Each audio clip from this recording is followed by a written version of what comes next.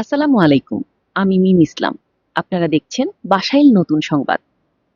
টাঙ্গাইলের বাসাইলে মুজিব হাবিব ইসলামিয়া আলিম মাদ্রাসার ৪ তলা ভিত বিশিষ্ট একতলা নতুন একাডেমিক ভবনের নির্মাণ কাজের আনুষ্ঠানিক উদ্বোধন করা হয়েছে।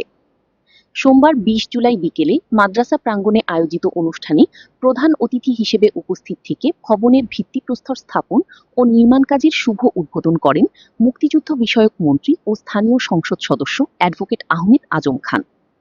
প্রধান অতিথির বক্তব্যে মুক্তিযুদ্ধ বিষয়ক মন্ত্রী বলেন, মুজিব ও হাবিব এই দুইজনের নামে মাদ্রাসাটি প্রতিষ্ঠা করেন সাবেক মেয়র ও দুইবারের চেয়ারম্যান মুজিবুর রহমান সাহেব। তিনি জীবদ্দশায় সবসময় এই মাদ্রাসার দেখাশোনা করতেন এবং আমাকে বহুবার এখানে নিয়ে এসেছেন। তিনি আরও বলেন, মাদ্রাসাটি প্রতিষ্ঠার পর ২০০৪ সালে তৎকালীন প্রধানমন্ত্রী বেগম খালেদা জিয়ার নেতৃত্বাধীন বিএনপি সরকারের আমলে এটি স্বীকৃতি লাভ করে।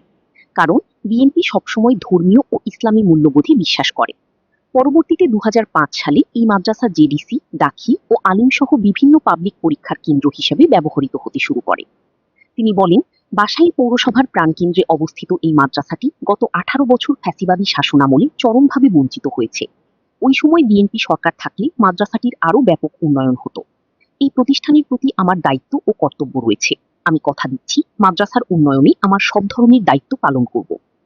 মাদ্রাসার ম্যানেজিং কমিটির সভাপতি মোহাম্মদ শহীদুর রহমান মিয়ার সভাপতিত্বে অনুষ্ঠানে আরও বক্তব্য রাখেন বাসাইল উপজেলা নির্বাহী কর্মকর্তা ইউএনও মোহাম্মদ ইকবাল হোসেন, টাঙ্গাইল সখীপুর বাসাইল সার্কেলের সহকারী police super AKM Mamunur Rashid, মাদ্রাসার ম্যানেজিং কমিটির প্রতিষ্ঠাতা সদস্য রমিজুর রহমান বকুল।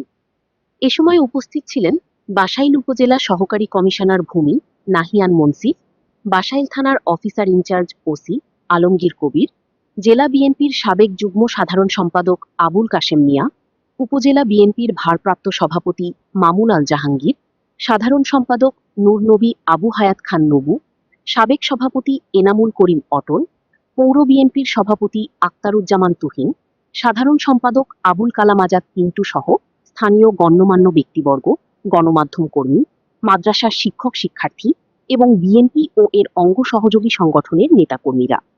অনুষ্ঠানের শেষে মাদ্রাসার সার্বিক উন্নতি ও কল্যাণ কামনা করে বিশেষ মোনাজাত অনুষ্ঠিত হয়।